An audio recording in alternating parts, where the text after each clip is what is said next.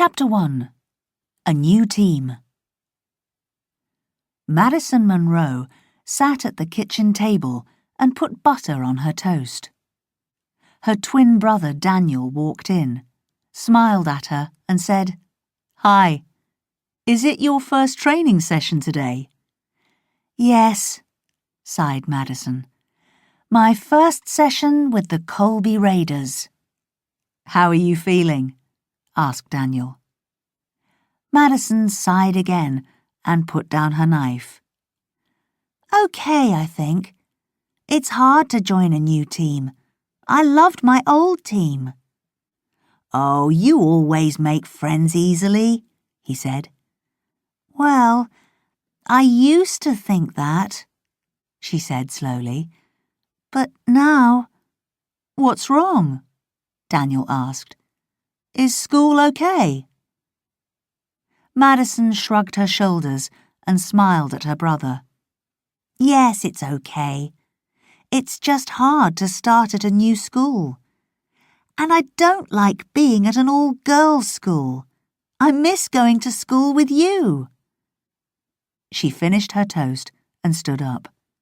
"I must go. I don't want to be late." "Good luck at the training session," said Daniel. Madison opened the gate and stepped onto the street. She turned to close the gate and looked up at the house. "It's a nice house," she thought. "And Colby is a nice town. I am going to like it one day. I have to." But it was hard. Madison loved her old town, her old school, and her old friends. "I have to stop thinking about the old things," she thought. "I don't want Mum and Dad to see me feeling sad. They have a lot to worry about. They didn't want to move here." After school that afternoon, Madison pushed open the door of the Colby Sports Centre and went inside. She was early. She went to the changing rooms and got ready. Then she came out and picked up a basketball. She bounced it around the court. She threw it into the hoop and smiled to herself. "Now I feel better," she thought. "Basketball always makes me feel better." She threw the ball into the hoop again. Some girls came in, all in white jerseys. "My new team," thought Madison. "The Colby Raiders A-team. Will they like me?" Then a tall man came in and said, "Okay, girls, come over here, please." "That's Mr. Roberts, the coach," thought Madison. He saw Madison and asked, "Are you Madison Monroe?" Madison nodded and tried to smile at everyone. "Okay, girls, this is your new teammate, Madison," said Mr. Roberts. "She's just moved here. She used to play for the Jesmond Jets. I've spoken to their coach about her. She was their best player. We're lucky to have her." Madison felt her face go red. "Oh, great," she thought. "Now they're really going to love me." The coach gave her a white jersey with the number 9 on it. "Quickly go and put that on, and then we can start." Madison ran to the changing rooms and put the jersey on. She felt her stomach turn. "Oh, stop it, Madison," she said to herself. "You don't usually get nervous." She walked out and saw the girls look at her jersey. One of the girls said something quietly to another girl. The two of them smiled at each other, and it wasn't a friendly smile. "What's wrong with them?" thought Madison. Then she told herself, "Remember, you were the Jesmond Jets' best player." "Okay, here we go." And she ran onto the basketball court. An hour later, she walked unhappily back to the changing rooms with the other girls and got changed. I played really badly, she thought. What was wrong with me? The girl next to her smiled and said, "Hi, I'm Bella, and this is my friend Christine." Madison smiled at them. "Hi, have you played in the team for long?" "This is our second year," said Christine. "Some girls have played in the team for 3 or 4 years." Madison looked across at the other girls. They've all played together for a long time, she thought. Now they have a new teammate, and she isn't very good. "I played really badly," she said to Bella and Christine. "Don't worry," Bella said kindly. "It's hard to join a new team in the middle of the year." Just then, some of the girls walked past them. "Maybe it's the number 9 jersey working its magic again," said one girl nastily. Her friends laughed, and they left the room. "Oh, don't worry about Eva," said Christine. "She likes to be the best player. She's Coach Roberts' daughter." "Yes, and she always likes to tell us that," said Bella. "But what did she say about the number 9 jersey?" asked Madison. "It's working its magic. What magic?" "Oh, don't listen to those stories," said Bella. "What stories?" asked Madison. Bella looked at Christine, and Christine looked at Bella. Then Bella said quietly, "Well, a girl from this school disappeared. She played in this team." "She disappeared?" asked Madison. "It was a long time ago," said Bella. "But what happened to her?" "Well, the story isn't very nice," said Christine. "It was a murder." "Someone killed her?" asked Madison. "Is that true?" "No, Christine," said Bella. "It wasn't a murder. Someone kidnapped her, and then no one saw her ever again." Madison looked at Bella and then at Christine. "But which story is true?" she asked. "Well, I don't know," said Christine. "It was a long time ago. I only heard a story about it." "But what has this got to do with me?" asked Madison. "It's the jersey," said Bella. "You see, she wore the number 9 jersey. And since that time, unlucky things have happened to every player in the number 9 jersey." "What kind of things?" "Well, 2 years ago, Pauline had to stop playing basketball. She got very bad asthma," said Christine. "And the girl before her fell off her bike and broke her arm." "And then there was the girl who had a car accident," said Bella. "And last year there was Claire."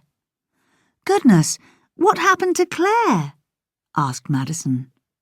"Well, nothing really bad," said Bella. "But she had lots of little things go wrong.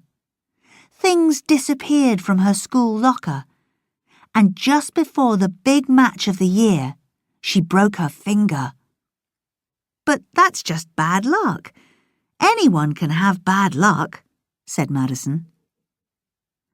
"The coach always gives out the number 9 jersey last," said Christine. "That's because it's unlucky." "I'm not superstitious," said Madison. "I'm happy to wear the number 9 jersey." "Well," said Bella slowly, "you didn't play very well today. But you were the best player in your old team, weren't you? Isn't that a bit strange?" "Not really," said Madison. "It's just hard to join a new team." She picked up her bag and smiled at the girls. "I think number 9 is going to be lucky for me," she said, and left the room. Chapter 2. The Coach's Office. But Madison didn't start to play better. The Colby Raiders played games against other teams. They won some and they lost some, but Madison played badly in all of them. After another bad game one Saturday, she sat down on the seats beside Bella and Christine. She felt sad and angry. "Are you okay?" Bella asked. "Oh, I don't know. I used to be a good player, but something's wrong with me," Madison said. "We lost the game today because I played badly." "Oh, that's not true, Madison," said Bella kindly. "And even the best sports people play badly sometimes."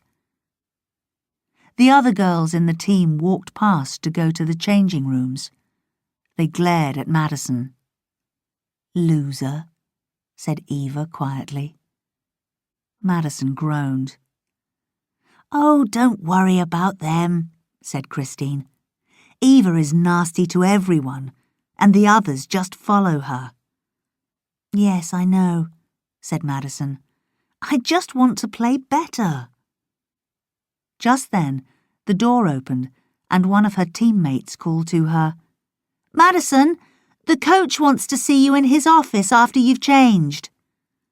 "Oh, great," groaned Madison. "This is not going to be good." 10 minutes later, she came out of the changing rooms. Mr. Roberts walked past and said, "Madison, can you wait in my office, please? I'll be there soon." Madison nodded and went into the coach's office. She looked around her. She felt nervous. "The coach isn't happy with me," she thought. She walked over to a bookshelf and looked at the large books there. Carefully, she took one off the shelf. She looked inside the book. "Wow," she thought. "These are the logbooks from each year. This one's from 1985. She saw the names of all the players in the team. She put the book back and looked at all the others on the shelf. They go back to 1975. She turned around and looked at the walls. There were photographs of all the teams. The first one was from 1975 too. This team started more than 30 years ago, she thought. She looked at all the teams from all the years. In each one, she looked at the girl in the number 9 jersey. Just then, the coach came back into the room. "Ah, yes, Madison," he said. "I need to talk with you. How do you feel you are doing?" "Oh, it's a great team," Madison said quickly. "I really like playing with the girls." Yes, said the coach. "But the thing is, you're not playing well." Madison nodded her head. "Oh no," she thought. "What is he going to do?" "Okay, Madison, stay calm. Don't cry, please don't cry." "The coach from your old team told me good things about you. He said to me, 'Madison's a great player. She's my best player.' But was that true, Madison?" "Oh yes, Coach, it was true. I am a good player. Well, I was a good player. In the Jets." "Madison, you're not in the Jets now. You're in a new team," the coach replied. "And the Colby Raiders need you to play well." "He is angry with me," thought Madison. "I am trying to play well." She felt her face go red. She tried to stay calm. She didn't speak. The coach said, "I've decided to give you 2 weeks. 2 more games. I want to see you play better in that time," he said, "or you'll be playing in the B team." Madison felt her face go white. "The B team? I don't want to play in the B team. I have to play better. I have to work harder." "I'm sorry, Mr. Roberts," she said. "I have been playing badly. That's true, but I am a good player. I'll train harder. I'll play better. You'll see." "Well, you can start with our next game," he said, and waited for her to leave. Then Madison thought of something. She looked at the photos on the wall. "Coach," she said, "the girls told me about the number 9 jersey. What happened to that girl all those years ago?" "What are you saying, Madison?" the coach said angrily. "You're playing badly because of your jersey?" "No, I just wondered," said Madison. "Well, don't," said the coach. "There's nothing wrong with the number 9. That's just a silly superstition." "I'm not superstitious," said Madison. "I just wondered about the girl." The coach looked at one of the photos on the wall, the one from 1979. He was quiet for a moment. Madison waited. "It was a long time ago," he said slowly. "A long time before I became the coach. Something happened to one of the girls, but I don't know what." Then he walked over to his desk and sat down. He didn't look up. Madison thanked him quietly and left the room. "Wow, that was strange," she thought. "Maybe he does know something. But what is it?" She walked home slowly and thought about her talk with the coach. Chapter 3. A Girl Doesn't Just Disappear. Madison opened the front door, dropped her bag in the hall, and walked into the kitchen. She opened the fridge door. She wanted something to eat. She wanted to feel better. Daniel walked into the room, sat down at the kitchen table, and opened his school books. "How did the training go?" he asked. "Don't ask," said Madison. She took a large piece of cake from a box and sat down at the table. She picked up a fork, glared at the cake, and then dug the fork into it. "Ouch!" said Daniel and laughed. "That poor cake!" Madison looked up and glared at him. She held her fork up. "Hey, what's wrong?" Daniel asked. Madison shrugged her shoulders and put down her fork. She tried to smile, but she wanted to cry. "I just had to go and see the coach. He's not happy with me." "Why not?" asked Daniel. "Because I'm not playing well," she said sadly. "But you've just moved here. It's a new team. You need time," said Daniel angrily. "Yes, I know. But he's right. Something's wrong with me. I am playing badly. And now I only have 2 weeks to play better. After that, he's going to put me in the B team. I don't want to go down to the B team." She glared at the cake again and then pushed the plate towards her brother. "This is not helping," she said. "Do you want it?" Daniel took the plate and smiled at his sister. He picked up the fork and gently took a piece of cake. He put it in his mouth and closed his eyes. He said. "Now this is the way to eat a piece of cake." Madison laughed. Daniel smiled and said, "You're a very good player, Madison. You know that." "Was a good player," said Madison. "But maybe those stories are right." "What stories?" asked Daniel. Madison told him about the number 9 jersey. She told him about the girl. "And what happened to her?" asked Daniel. "I don't know," she said. "Christine and Bella didn't know. There are stories about it. No one ever saw her again. Maybe it was a murder. I asked the coach about her, and he got angry with me. But it was strange.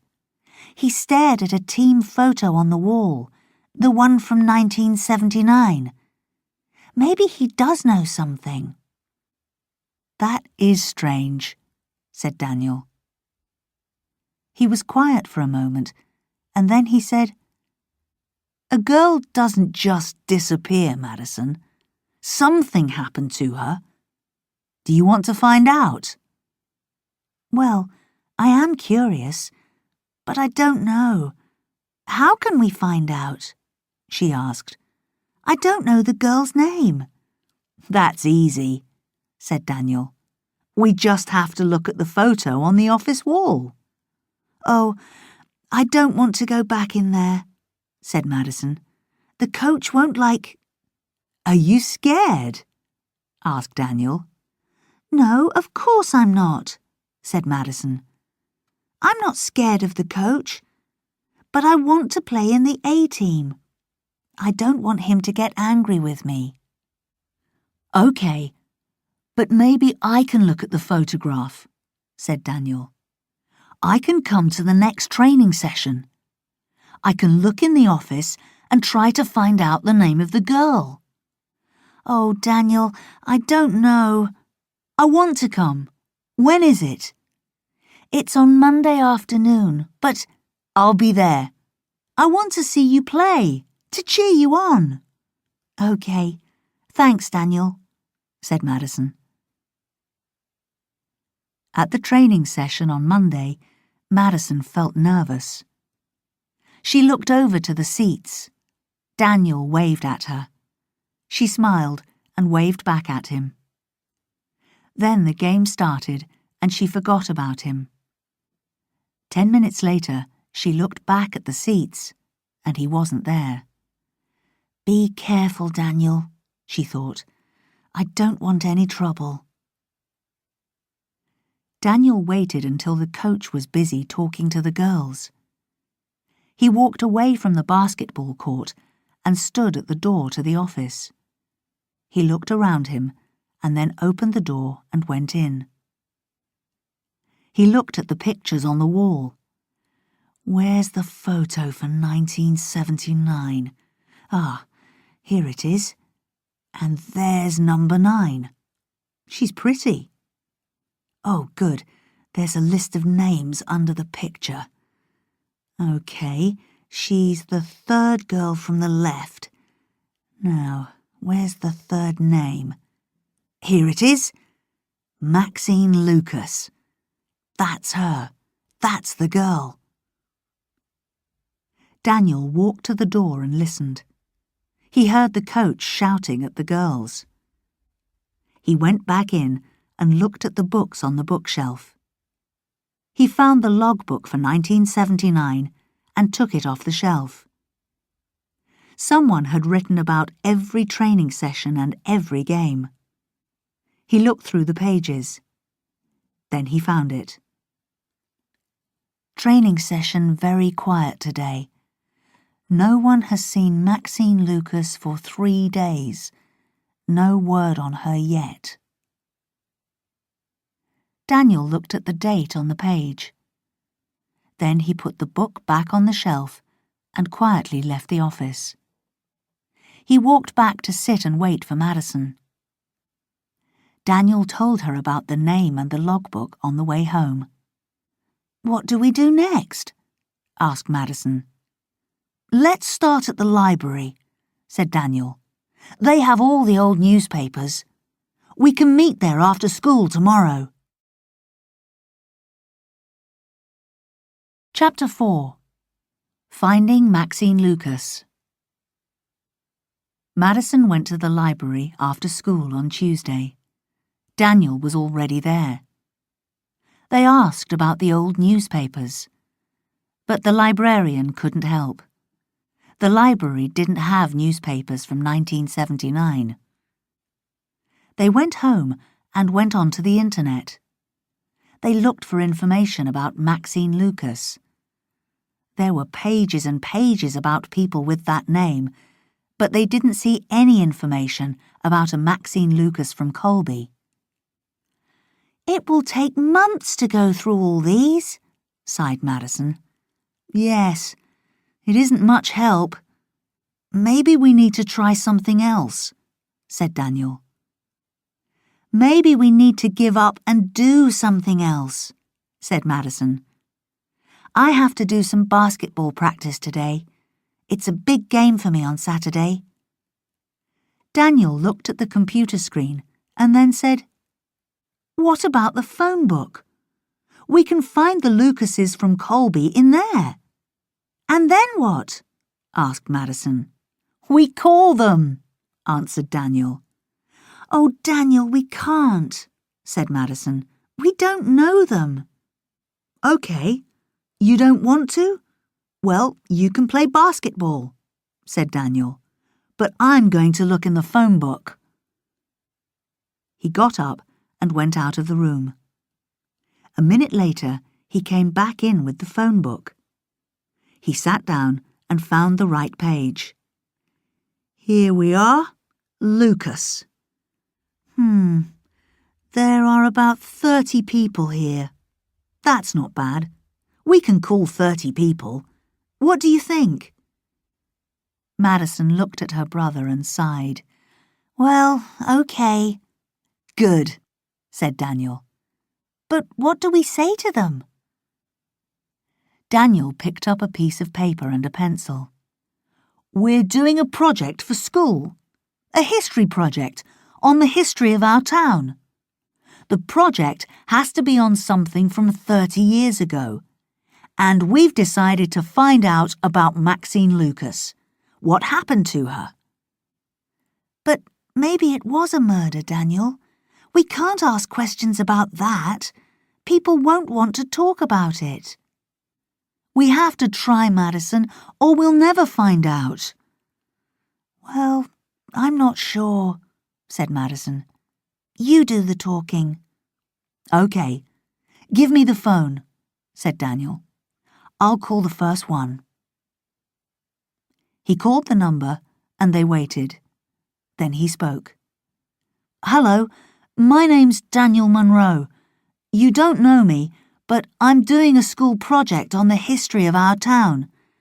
I'm calling you because I want to find out about someone called Maxine Lucas. You see, your name's Lucas. Well, you know that, of course. But I wondered, do you, or did you ever, know anyone with that name?" "It's Maxine Lucas." "You don't?" Daniel looked at Madison and shook his head. "Oh, well, I'm sorry to bother you, sir. Thank you. Goodbye." He put down the phone and said, "No luck. He doesn't know anyone called Maxine Lucas." "But that wasn't hard, was it? You try the next one." "Okay," said Madison, and she called the next number. 25 minutes later, she said, "Well, no luck yet. We've spoken to 7 people, and no one knows a Maxine Lucas. Let's stop for today. I need a break, and Mum will be home soon. I don't want her to know about this. Do you want something to drink?" "Yes, please. Then I'll come out and play basketball with you. I need some fresh air." "Okay. We can call some more people tomorrow after school," said Madison. On Wednesday afternoon, they sat down to call some more people. "No luck with the first 7 yesterday," said Daniel. Maybe today someone will know Maxine Lucas. They took it in turns to call people on the list. Madison went first, and then Daniel did the next one. He started to talk to someone and then waved across the table at Madison. "You do know a Maxine Lucas?" he asked. "She played basketball here in the 1970s. She's your second cousin? Oh, that's great." He held his thumb up to his sister. "Yes, sir. No, I understand. You don't want to give us her number. No, we don't want to upset her. We just want to talk to her about those times." Madison was on her feet in front of Daniel. "What's he saying?" she whispered. "Is he going to let us talk to her?" Daniel held his finger up to his lips. "Yes, sir, that's a good idea. I'll give you my number and you can call us back. It's 925-3501. Yes, that's right. Well, thank you very much, Mr. Lucas. I look forward to hearing from you. Thank you." He put the phone down and smiled at Madison. Okay, calm down," he said. "Maxine Lucas is alive and well, but she doesn't live in this town anymore. He's her second cousin. He'll talk to her and tell her about us." "When is he going to ask her? When is he going to call us back?" asked Madison. "In a few days," said Daniel. Madison nodded and smiled. She looked at the list of names again and said, "We were lucky." Then she said, "Oh, what is it?" asked Daniel. "Oh, nothing. It's just that he's number 9 on the list," said Madison. "Ooh, spooky number 9, said Daniel. Madison laughed and threw her cushion at Daniel's head. On Friday evening, Madison and Daniel were in the kitchen. "How are you feeling about your big game tomorrow?" asked Daniel. "Nervous," said Madison. "I just have to start playing better, but I—" Just then, the phone rang. Daniel answered it and then waved a hand at Madison. "Mr. Lucas, thank you for calling back," he said. Madison went and stood beside Daniel. "You've talked to her? Oh, that's good," he said, and nodded at Madison. "Yes, we'll be very happy to meet her." "Yes, of course." "Oh, I see. Yes, I understand. Oh, I'll just get a pen and paper." Madison passed him some paper and a pen and whispered, "What's he saying?" Daniel wrote something on the paper. "Thank you very much, Mr. Lucas. That's great. No, I understand. We are really looking forward to meeting her. Please tell her that. Thank you. Goodbye." Daniel put the phone down. "Well?" asked Madison. "What did he say?" "She's going to meet us," said Daniel. "Next week, on Wednesday at 4 p.m. at Mimo's Cafe in the mall." "That's great," said Madison.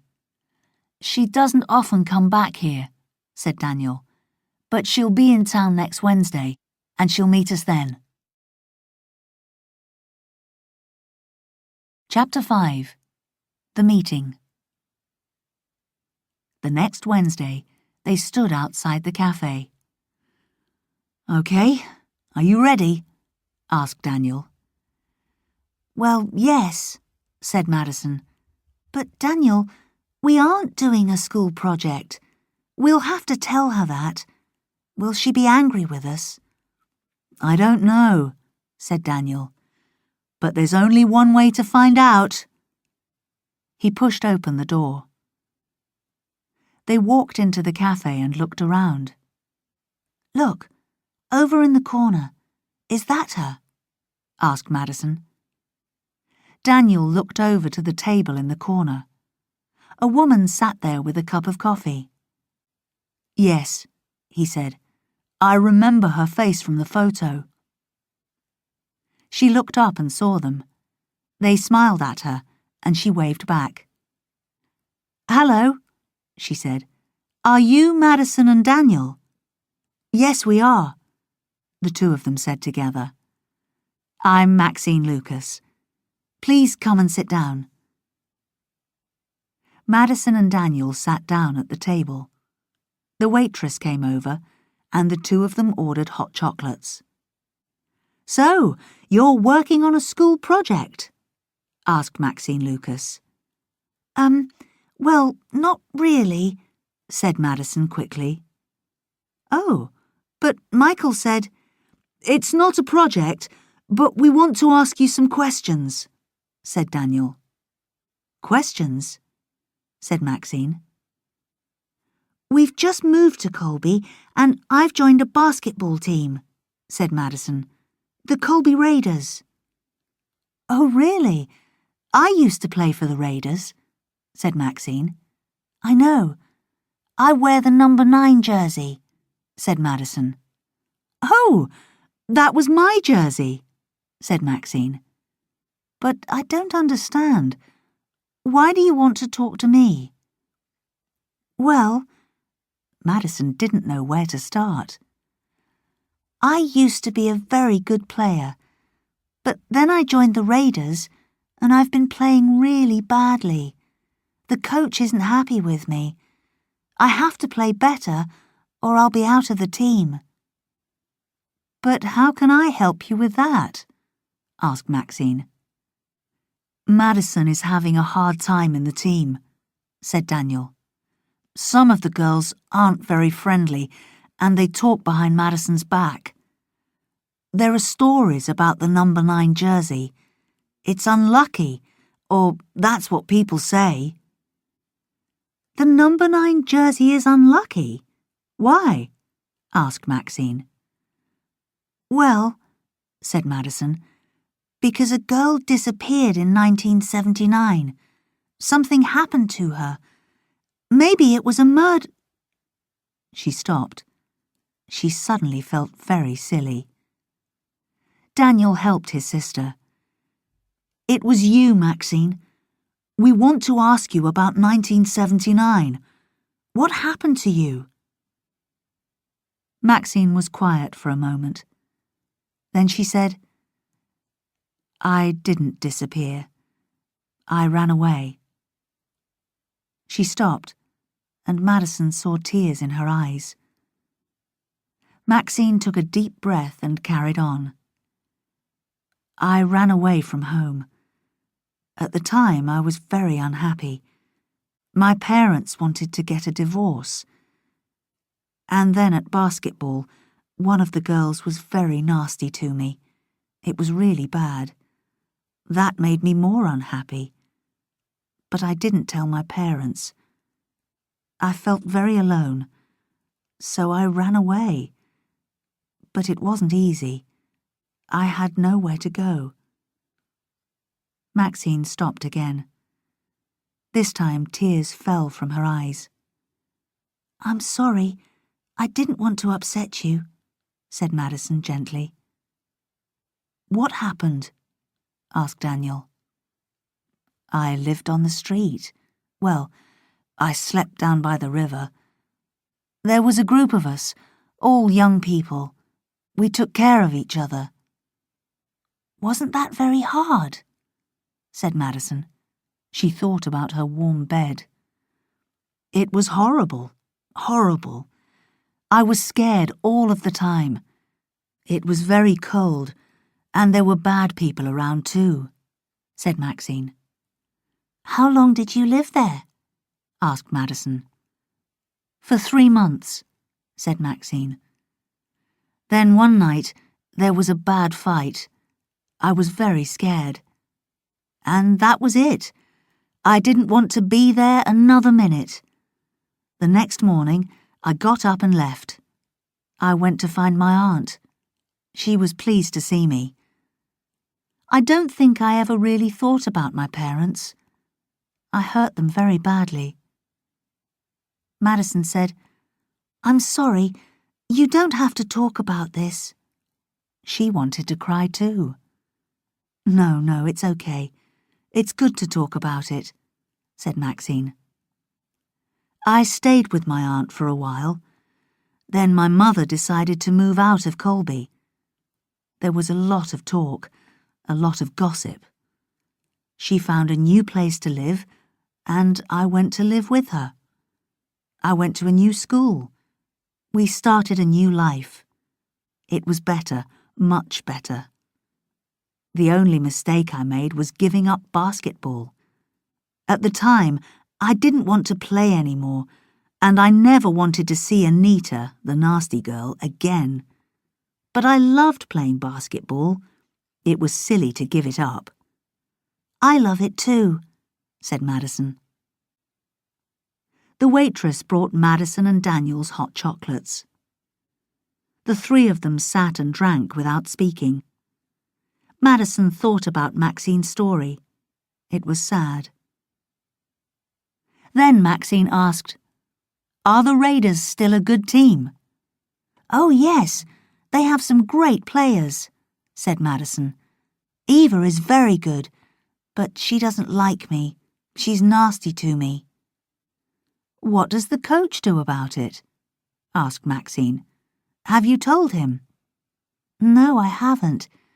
She's his daughter, you see. I don't think he likes me very much anyway." Daniel said, "There's a picture of the team in this week's Colby News." He went to a table near the front of the cafe and picked up a newspaper. He opened the paper and looked for the story. They played a big game on Saturday. "Oh, Daniel, don't talk about that," said Madison. "I played badly again." "Yes, here it is," said Daniel, and he showed the newspaper story to Maxine. She read the article and then looked at the picture of the team. In the corner was a smaller picture of the coach with his daughter Eva and his wife. Maxine's face went white. "What's wrong, Maxine?" asked Daniel. "Are you okay?" "That's her. That's Anita." She pointed to the picture of the coach's wife. "She's older, of course, but that's her." She looked at the names under the picture. "Yes, Anita. And that's Jack Roberts. I know him. He used to play in the boys' team. He was the captain." Well, they got married. And now they have a daughter, and she is bullying you."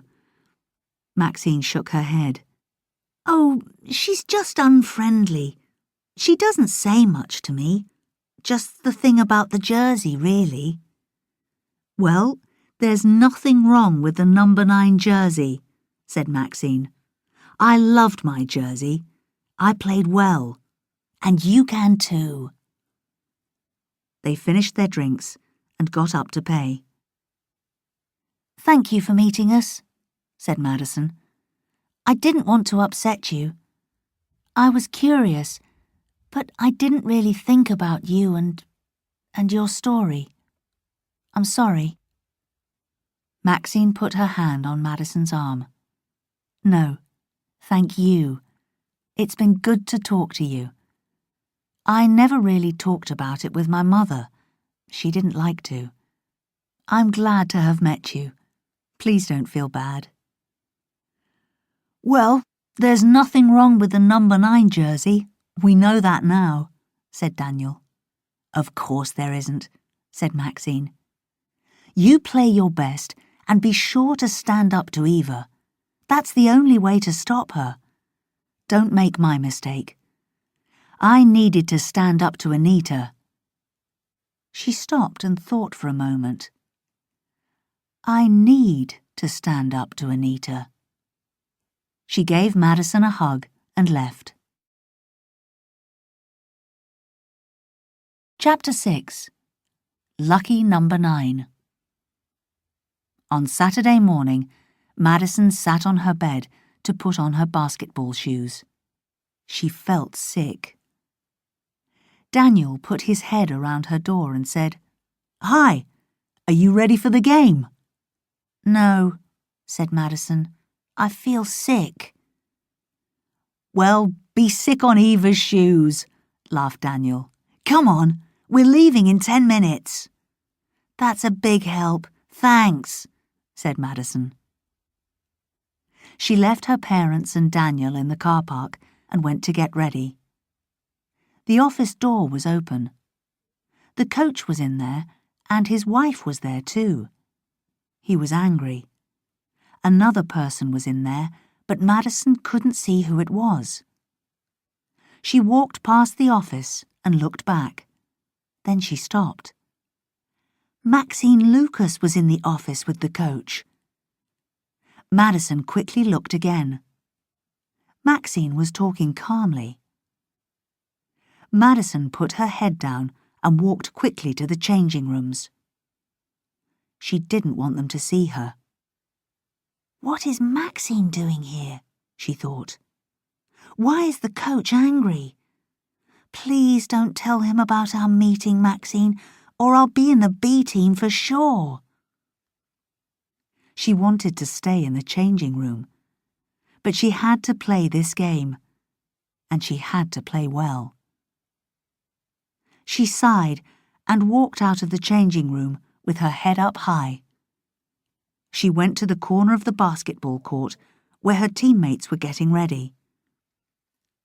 "I wonder, will the number 9 jersey bring you bad luck today?" said Eva nastily. Madison turned and looked at her. She remembered Maxine's words. Be sure to stand up to Eva. That's the only way to stop her.